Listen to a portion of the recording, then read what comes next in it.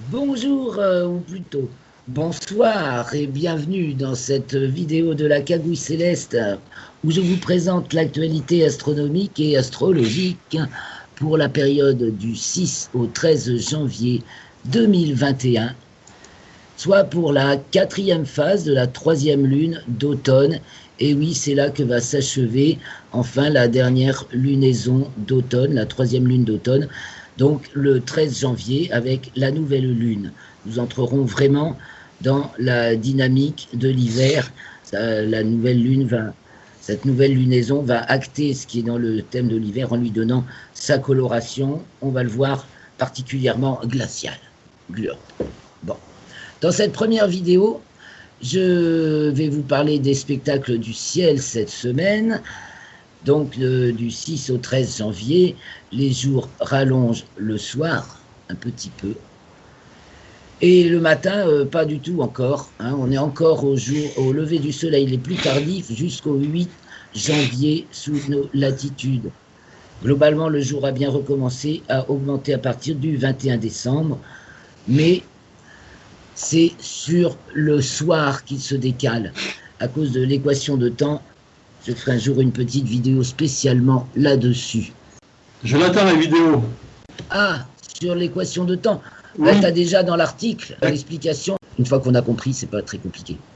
Et donc c'est ce qui fait que le jour se décale plus ou moins autour du midi moyen, qu'on utilise par convention, par commodité, mais en fait la réalité des jours est un peu élastique. Il y a des jours plus courts et des jours plus longs. Oui, les jours sont les plus longs au moment du périhélie, donc en ce moment, parce qu'il faut faire un peu plus de chemin pour retrouver le soleil au méridien, parce qu'on va plus vite, et ils sont plus courts au moment de l'aphélie. Mais en fait, on fait un jour moyen, quoi. Je reprends. Donc, la lune, elle, à son dernier quartier, elle se lève à minuit, enfin au milieu de la nuit, à peu près. Et donc, de nuit en nuit, elle va se lever de plus en plus tard dans la nuit. Le jour du dernier croissant, c'est le 11 janvier. On la verra conjointe à Vénus. Alors, allons voir le dernier croissant. Le 11, la Lune est donc conjointe à Vénus et c'est le dernier croissant de Lune. Voilà comment ça se présentera. Le petit croissant de Lune, presque en bateau. Et Vénus. Et le lendemain, donc le 12 au matin, on verra plus déjà la Lune. La nouvelle Lune, elle a lieu le 13 à 5 heures. Voilà, donc c'est le 11 qu'on voit le dernier croissant de Lune, accompagné de Vénus, donc, qui se lève de plus en plus tard, elle aussi, dans le ciel du matin, que bientôt on ne verra plus là, et on va plus voir Vénus pendant 3 mois, de fin janvier jusqu'à fin avril. La veille, le 10 janvier, la Lune est conjointe à Antares, donc l'étoile alpha du Scorpion, un croissant un peu plus gros, donc le matin, à 7 heures du matin, là. Vénus aussi, tout à l'heure, c'était même un peu plus tard, à 7h45. Donc à 7 heures du matin, au sud-est, on voit la rougeoyante Antares et le croissant de Lune, et après, il n'y a plus rien à voir du côté de la Lune. Donc vous voyez là, elle est devant la constellation d'Ophiuchus. Antares c'est le Scorpion et la Lune c'est Ophiuchus. C'est tout proche. Quand la Lune en ce moment est conjointe à Antares, Antares est donc l'étoile alpha de la constellation du Scorpion. Nous sommes bien dans la constellation du Scorpion. Et la Lune, elle est là. Vous voyez la limite, elle va être par là. Elle est devant Ophiuchus. Bref, elle évolue au cours de la semaine de la constellation de la Vierge. Le 7 à 21h26, elle arrive devant la Balance. Le 10 à 1h10, elle arrive devant Ophiuchus. Et à 5h et quelques, elle est conjointe à Antares. Et le 11, c'est le dernier croissant, encore devant Ophiuchus, qui accompagne Vénus, qui est devant le Sagittaire. Et la Lune rejoint le Sagittaire aussi, la constellation du Sagittaire, à 8h41. Voilà, et dans le ciel du soir, eh bien, nous pouvons voir donc Mercure, comme j'en ai parlé un petit peu tout à l'heure déjà, a tenté le 9, avoir horizon super dégagé, jumelle au sud-ouest, avec Saturne qui se couche un petit peu avant Mercure, Mercure qui brille un peu plus fort que Saturne. Alors allons voir les images. Voilà. Donc Mercure et Saturne, le 9 janvier au soir, la conjonction a lieu le 10 de bonne heure dans la journée. Donc le 9 au soir, nous avons en dessous, qui brille en dessous, Mercure, Saturne au milieu et Jupiter, la plus brillante, en haut. Donc Jupiter est encore discernable à l'œil nu, Saturne pas du tout, et Mercure, il faut quand même des jumelles. Donc avec les jumelles, on voit tout le monde, si c'est bien dégagé. Et le lendemain, Mercure va prolonger sa présence dans le ciel. Chaque soir, elle va être un peu plus haute, tandis que Saturne, elle, sa présence dans le ciel diminue de plus en plus. Le Soleil la rattrape, tandis que Mercure court devant. Et donc, vous allez voir le lendemain, le 10 janvier, donc au soir, pour la conjonction Mercure-Jupiter qui a lieu le 11 au matin. Vous voyez, j'espère que vous voyez un petit peu, c'est peut-être délicat. Mercure est monté par rapport à la veille. Saturne, elle est juste là, voilà, on voit que Mercure qui était plus bas, elle est montée. Et Jupiter est là, on ne verra sûrement plus que Jupiter et Mercure. Pareil, c'est l'adieu de Jupiter pour leur conjonction, donc Jupiter et Saturne qui vont être conjointes au Soleil. Saturne le 24 janvier et Jupiter est conjointe au Soleil. C'est vrai, Saturne se couche maintenant avant Jupiter. Donc, elle va être conjointe au Soleil, elle, le 29 janvier, Jupiter. Donc, Saturne le 24 et Jupiter le 29 janvier vont être conjointes au Soleil. Donc, bien sûr, on ne pourra pas les voir visuellement depuis notre position. Elles sont derrière le Soleil. Donc, on ne les voit pas à ce moment-là. Je vous ai mis plein de belles images de la conjonction Jupiter-Saturne du 21 décembre. Je vous partage, puisque je n'ai que des images à partager aujourd'hui, je ne peux pas vous partager ma bonne bouille, comme on dit en charentais. Et bien là, nous avons Jupiter et Saturne en fond de la Tour Eiffel. C'est un exploit de nos photographes parisiens. On voit même les satellites de Jupiter, n'est-ce pas? Et on devine les anneaux de Saturne. C'est dans les publications de l'IMCCE. Là, il y en a qui ont fait des prouesses. Alors, une autre au télescope. La première a été prise le 20 décembre. Celle-ci a été prise le 21 décembre. Là, avec un télescope. Elle est très belle. Les deux dans le même champ. Et la dernière, le 21.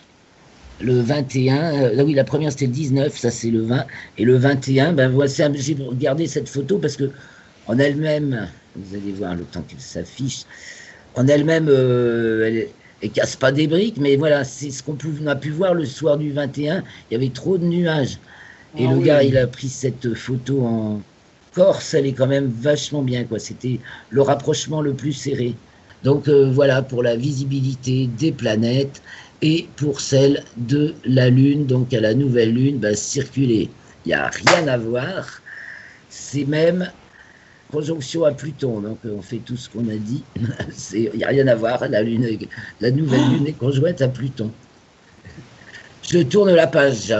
Nous allons maintenant aborder la partie existence dans notre RET des présentations. Là, je viens de vous faire qu'est-ce qu'il y a à voir, représentation, et là on va rentrer un petit peu plus dans la mécanique céleste. Attention.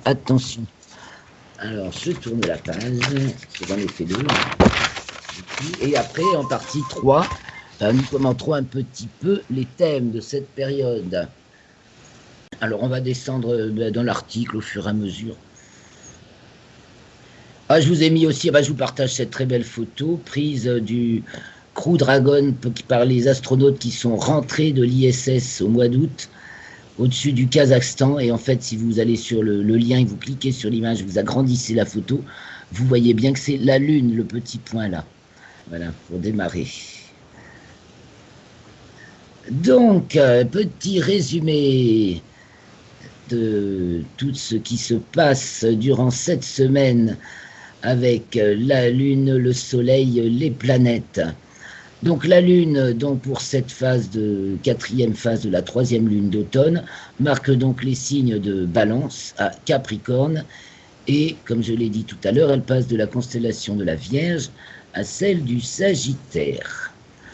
Donc le 6, elle passe donc en déclinaison sud à 2h09, et c'est le dernier quartier à 10h37. Excusez, c'est une erreur, c'était 10h37.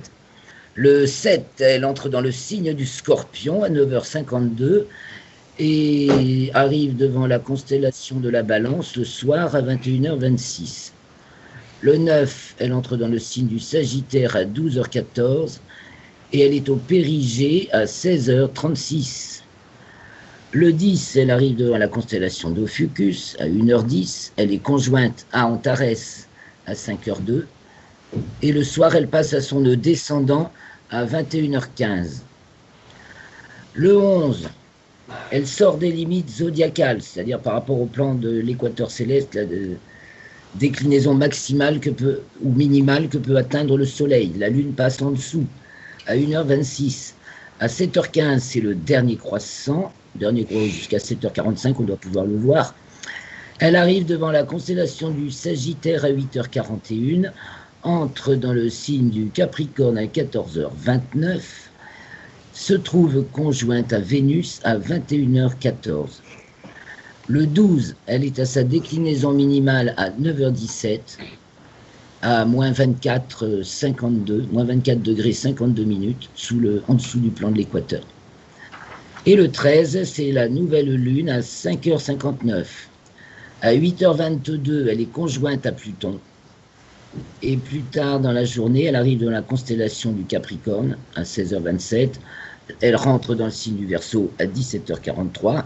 À 17h44, elle rentre dans les limites zodiacales. Donc elle rentre dans le signe du Verseau et elle rentre dans les limites zodiacales.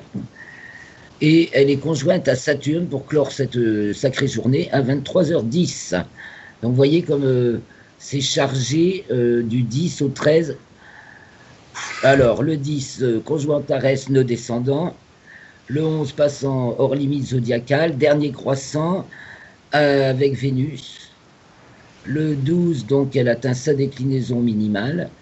Et le 13, la nouvelle lune est conjointe à Pluton.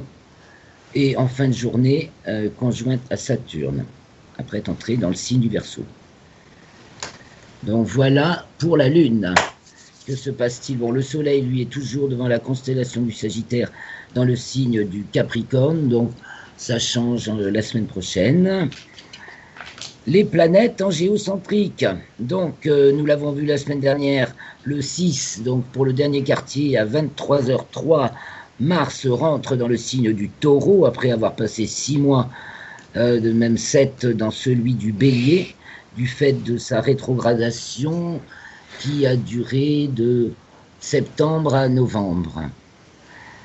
Donc le 8, Mercure arrive devant la constellation du Capricorne, 5h55, signe Verseau à 12h14.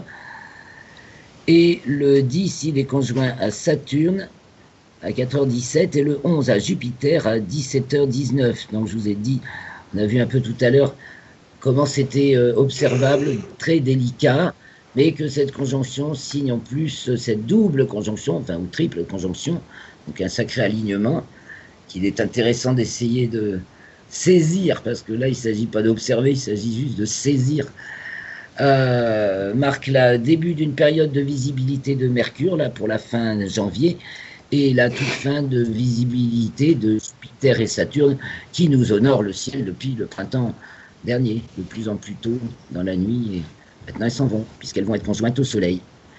Ensuite, Vénus, le 8, rentre dans le signe du Capricorne. Et le 12, elle atteint sa déclinaison minimale, ainsi que Uranus, qui atteint également sa déclinaison minimale, le 12 à 15h50. Et je vous rappelle que ce même jour, la Lune, elle aussi, atteint sa déclinaison minimale, c'est à 9h17. Donc, hors limite zodiacale. Donc, le 12, c'est le jour des déclinaisons minimales. Hein. Vénus, Lune, Uranus. Tout est au plus bas, on dirait.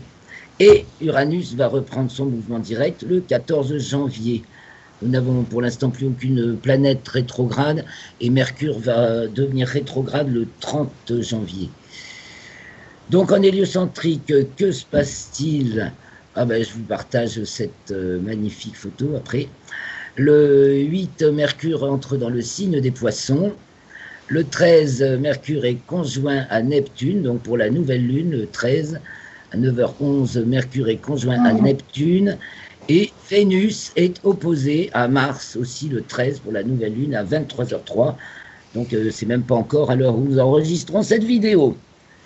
Je vous partage la merveilleuse photo aussi de la comète, fameuse comète Neowise, F3 Neowise du mois de juillet, prise au-dessus de l'Observatoire de Paris. Voilà, pour réjouir les Parisiens, il y en a qui arrivent à choper des belles images de ciel, même à Paris. Yes, c'est réjouissant. Voilà pour la mécanique céleste, agrémentée de quelques pépites quand même. Peut-être j'ai quelques belles images encore à vous partager. Je ne sais pas qu'est-ce que ça rend sur les écrans, les images. Qu'est-ce que ça fait, les images, oui. Ah ben ça se voit bien, on les voit bien. Ah ben c'est cool alors, ça c'est bien, tant mieux. Donc je vous mets toujours le ciel de milieu de nuit aussi, en cette saison, au milieu de la nuit, ben, au nord, on a la petite ours et le dragon qui remontent vers la droite et la grande ours qui est haut en haut à droite, tandis que Cassiopée sur la gauche et redescend. Et au sud, on a Sirius qui est passé au méridien le 1er janvier, donc on a déjà Orion et le grand et Sirius qui sont déjà, enfin qui occupent le ciel de début de nuit. Voilà, c'est la gloire d'Orion, début de nuit d'hiver. Yes. Voilà, alors je vous laisse explorer. Hein. On va passer Mercure, Jupiter. Ah oui, je l'ai montré tout à l'heure. Mercure, Jupiter. Bon ben le ciel du début de nuit, les images de Jupiter et Saturne. C'est le très bon moment. On va soumettre une belle image de Neptune, de télescope Hubble. C'est le très bon moment pour observer Neptune et Uranus, et nous allons faire une sortie le 15, en espoir de voir Mercure également dans le ciel du soir. Et en ce moment, début de nuit, Neptune et Uranus, ainsi que Mars, bon, on la voit encore, mais son éclat décroît, et elle est encore bien visible, bien rouge dans le ciel du soir, et elle se rapproche d'Uranus, à laquelle elle va être conjointe. Donc là, c'était Neptune, hein, à laquelle elle va être conjointe le 21, ce qui est commenté d'un point de vue observationnel, dans le bulletin de l'IMCCE, dont je fais référence à la fin, dans Découvertes et publications, et des belles images. Et donc, il y a tout, si vous cliquez sur la lettre de l'IMCCE de janvier, numéro 175, et bien, vous avez un très très bon article bien détaillé sur la conjonction de Mars-Uranus du 20 janvier 21. Je vous conseille d'aller lire ça. Au point de vue astrologique, ça fait peur. C'est quoi? Non, mais je te dis, ça fait peur, c'est l'élection de l'investiture du prisonnier américain, mais bon. C'est le 20 janvier à midi. Ça fait le thème, je parie. J'ai pas eu le temps. Ah, oh punaise, faut le faire. Ça, c'est le thème de ce dernier quartier, donc on a déjà un peu examiné la semaine dernière, donc qui est marqué par l'opposition Vénus-Mars en héliocentrique. On voit qu'elle est détendue par Saturne. Et la Terre à Pluton, oui, puisque le 15, c'est la conjonction Soleil-Pluton. La semaine prochaine, elle va être chargée. D'accord. Le 15, c'est la conjonction Soleil-Pluton. Donc, en héliocentrique, l'opposition Terre-Pluton. Donc, on a ça et Vénus-Mars. Youpi! Oh, là, c'est la croix, c'est la vraie croix, là. Et carré avec un trigo. Et carré à Uranus. Il y a un carré à Uranus. Je suis sur l'héliocentrique. Ouais. Et c'est Uranus qui fait un carré sec à Saturne. Il y a un problème technologique. Il y a un break technologique aussi, il y a un truc là. On passe à autre chose, hein, c'est sûr. Disons que qui vivra verra. Là, oui, là on est sur le thème d'aujourd'hui, 6 janvier 2021, dernier quartier de la 3e lune d'automne, en hiver, depuis le 21 décembre. Et donc en géocentrique, eh bien, on voit qu'on a pratiquement l'axe des nœuds lunaires dans l'axe méridien, c'est la première remarque. Oui. On voit Mars qui se rapproche d'Uranus. On voit que Vénus est trigone à Uranus. Or, qu'est-ce qu'on a dit tout à l'heure par rapport à... Ah oui, c'est les deux qui sont en déclinaison minimale, le 12. On laisse en trigone. Et qu'on a un fort carré de Mars et Uranus à tout cet amas Capricorne, Verseau. Donc Jupiter, Saturne à Uranus très fort et Mars surtout à Soleil, Pluton, Mercure. Parce qu'en plus c'est conjoint aussi Pluton, quoi. Voilà. Ça fait un sacré amas, et la Lune en Balance, la pauvre Lune en Balance là qui est bien malmenée, seule occidentale. Elle va se faire empoisonner. Qu'est-ce qui se passe? L'enjeu est de taille. Vaccin, Sanofi ou l'Institut Pasteur. Pas les autres. Oui. Non, mais à mon avis, on va découvrir que tout ça, c'est de la couille en barre. Hein. Excusez-moi de parler comme ça. Ben, hein. j'aimerais bien. Mais oui, mais moi, pense que ça Il y a va un venir. signe, il y a un signe. Il y a un signe, c'est qu'en Angleterre, ils ont allongé la date du rappel. Oui. Ça veut dire que Et à ce quelque chose niveau-là, qui ne va pas. ah ben, il y a carrément. Mais en France, en fait, il y a beaucoup de propagande, mais apparemment pas trop de vaccinés. Alors qu'il y a des pays Israël est un champion de la vaccination, il vaccine à tour de bras. Est-ce que c'est les mêmes vaccins? Pas sûr. Et puis l'Australie, elle vient de renoncer à ce projet de campagne de vaccination. C'est une première qu'à l'Australie, généralement, pour ce genre de truc, est toujours partante. Ouais. Donc, s'il s'agit de vaccin, on voit bien le vaccin, là, le truc avec la conjonction Mercure, Saturne, Pluton, Soleil, alors encadré par Soleil et Jupiter. Ah, ça fait très honorable, mais alors putain, ce que c'est pourri, quoi. Oui. Rien que comme c'est disposé, là. Et puis, ça s'adresse aux petits. On veut tuer les petits enfants.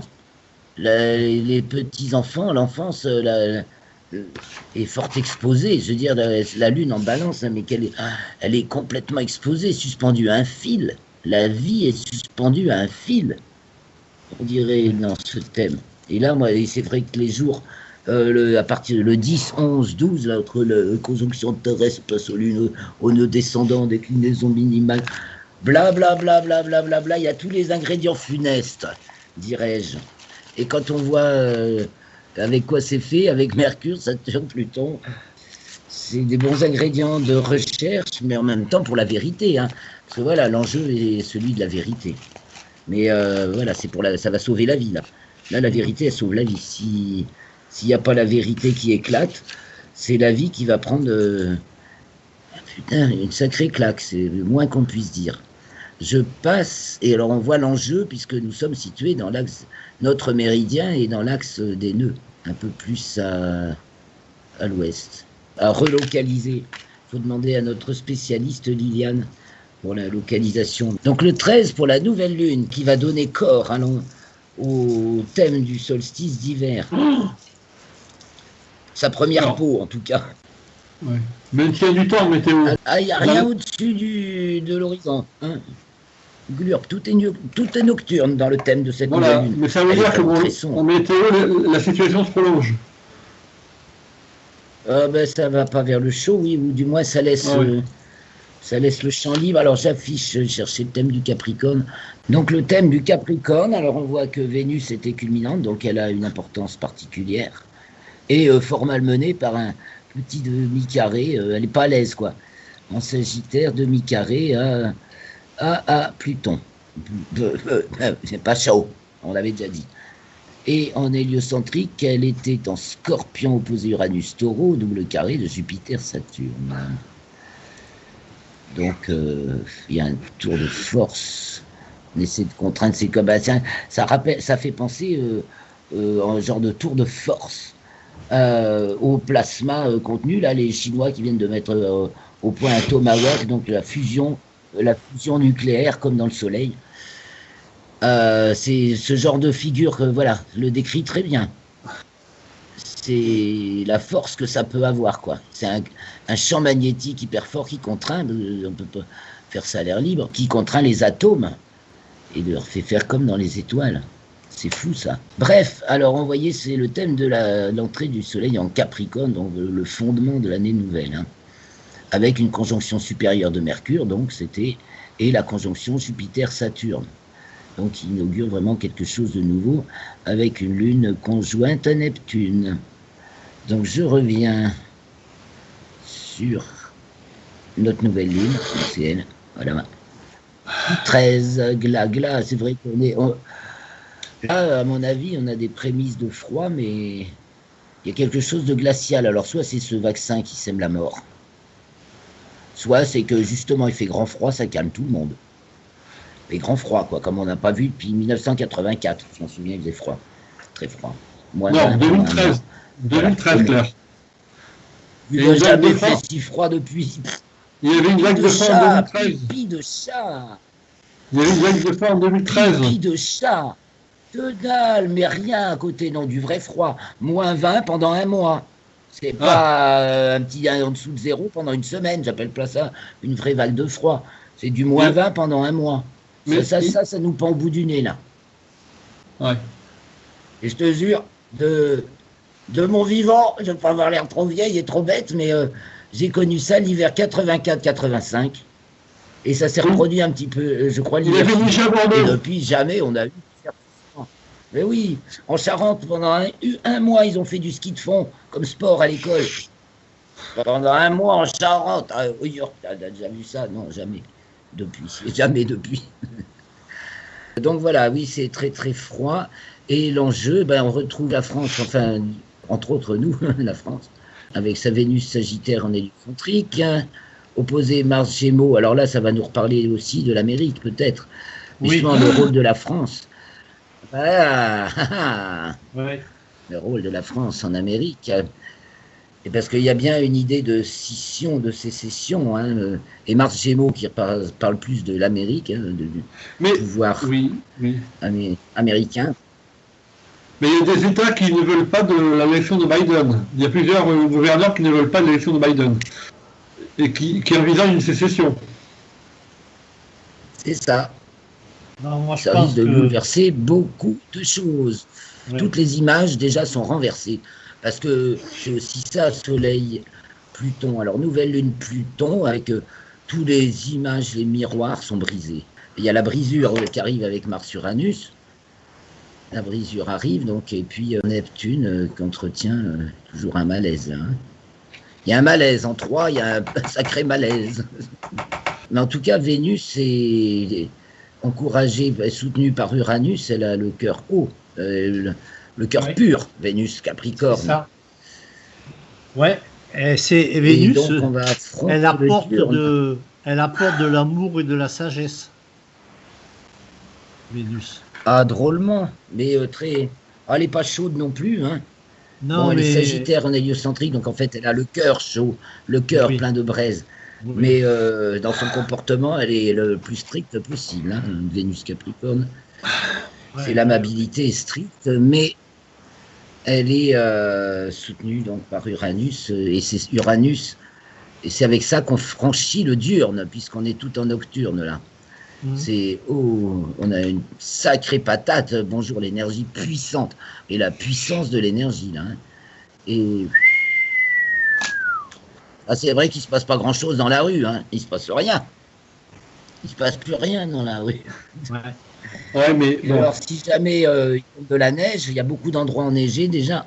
Tout ce qui est au-dessus de 800 mètres d'altitude, c'est sous la neige. Ouais.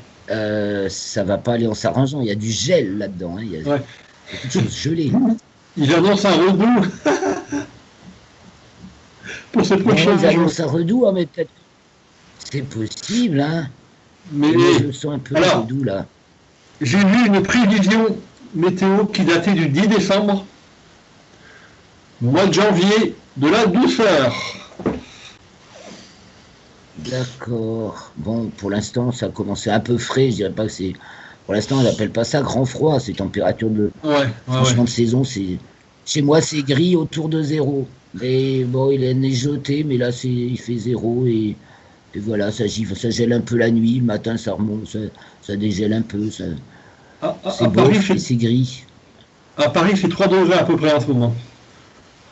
Ah voilà. Alors, est-ce que Jupiter, Saturne en Verseau. Alors, qu'est-ce qu'on aurait qui réchaufferait dans ce thème? Posons-nous la question. Est-ce que Mars, Uranus, qui sont plutôt en 4 qu'en 5, seraient des vecteurs de réchauffement? C'est un accroissement phénoménal, de l'un comme de l'autre. Alors, avec Vénus, ça peut être, comme il est trigone à Vénus, ça parle de redoux, effectivement. Ça reste relativement rigoureux, mais ça remonte. C'est ça que ça voudrait dire. Et Mars qu'active, donc ça peut...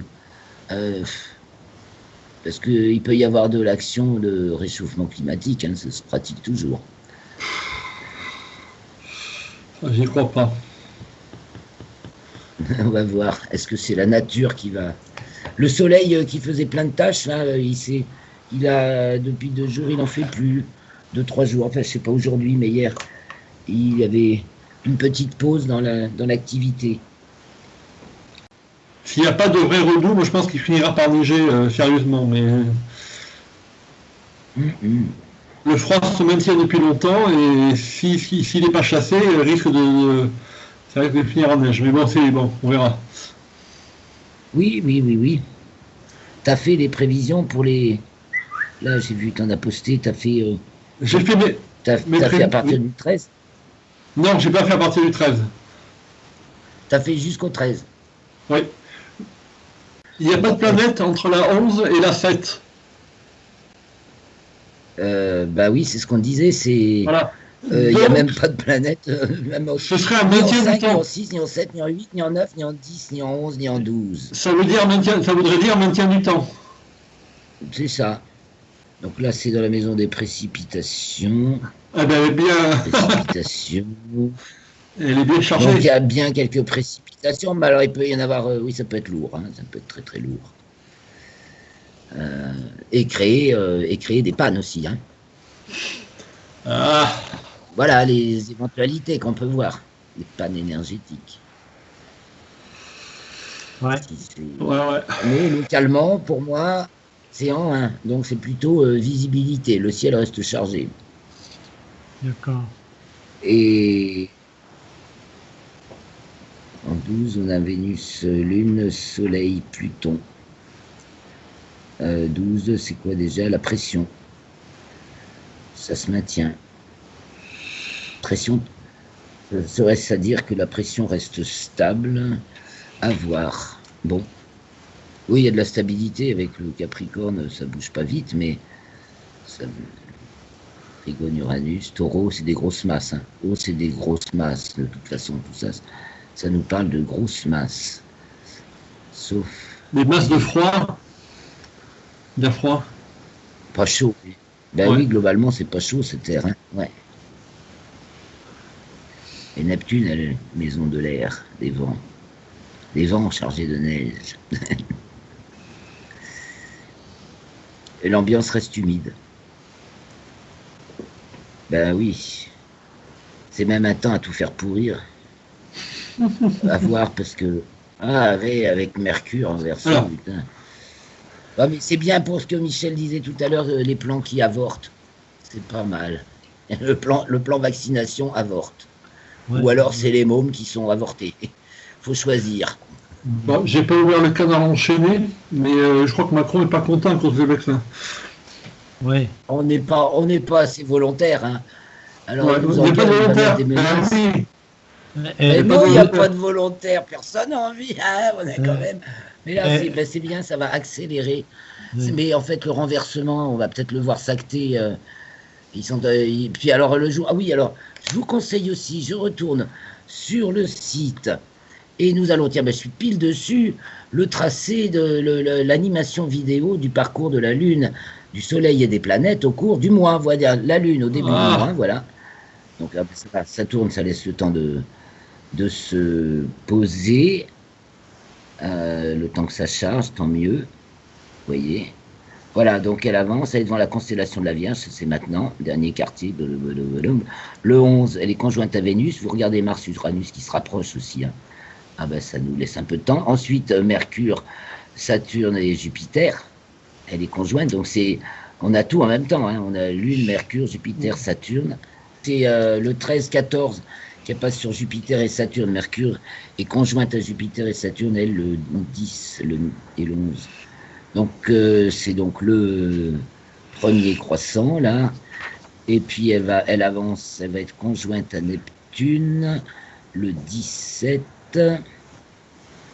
Bon, ça rame un peu. Oui, ça rame. Et on voit pendant ce temps que Mars et Uranus se sont rapprochés. Et on va voir que le jour de la conjonction, ben, c'est aussi le jour de leur conjonction avec la Lune. Donc tout va s'acter en même temps, là. Voilà, qu'avance. Oh là là, mais elle rame la pauvre Lune. Hein. Oh là là. Quel jour la Lune Le champ est si grand. Le 21. D'accord. Autour du 20-21. Bah oui, c'est cette fameuse date. Donc, soit c'est une irruption par la force et la tricherie, donc, soit c'est une remise à plat et une reprise du pouvoir par légitime. Le pouvoir comme ça.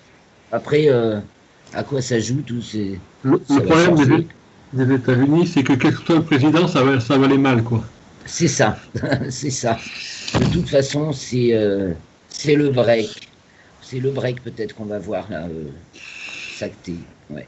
Et donc tout ça va changer la face du monde. Parce que les États-Unis divisés, leur puissance terminée. Hein. Là, voilà. Donc le 20, elle est là, la Lune. Ça s'arrête encore. Et bon, enfin, vous avez compris. Et vous voyez, c'est le jour où ils sont conjoints et donc on pourra aussi, avec des jumelles, observer cette conjonction et même après... Mars sera encore observable, bien que son diamètre est considérablement diminué. Et puis Uranus, c'est toujours qu'une petite bille bleue, mais... Donc on va voir ce que ça nous fait. Mais là, on est vraiment la semaine terrible. Il faut prendre de grandes décisions, peut-être. Chaque personne doit prendre de grandes décisions.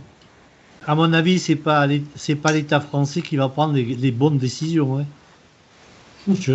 Alors là, j'y crois pas un seul instant. Ben, quand je vois qu'on a nommé, là, il y a 2 jours, Agnès Buzyn à l'OMS. Mais ça, c'est un panier de crabes. Non, mais attends. Ça, c'est signé. Récompense pour service rendu. Oui, mais c'est ça. C'est-à-dire que tous les gens qui ont fait des conneries, ils sont en train de se recycler. Et pour essayer encore de gérer les choses, c'est plus de l'astrologie. Moi, je le ressens comme ça. Je pense que il y a des choses qui vont se passer qu'on ne s'attend pas, voilà. Alors on verra de quoi il s'agit, et quand le château se sera effondré, eh ben, on verra comment le reconstruire. À mon avis, c'est le peuple qui va avec quelques élites, certes. Oui, attention, toutes ces élites ne sont pas contre le peuple, attention. Hein. Non, mais moi je dis pas que les corps corrompus, c'est qu'il y a beaucoup de problèmes de corruption, tu vois. Jupiter, Saturne, Mercure parle toujours de la corruption du système, là. C'est vraiment Jupiter, Saturne, le système. Mercure, corruption du système.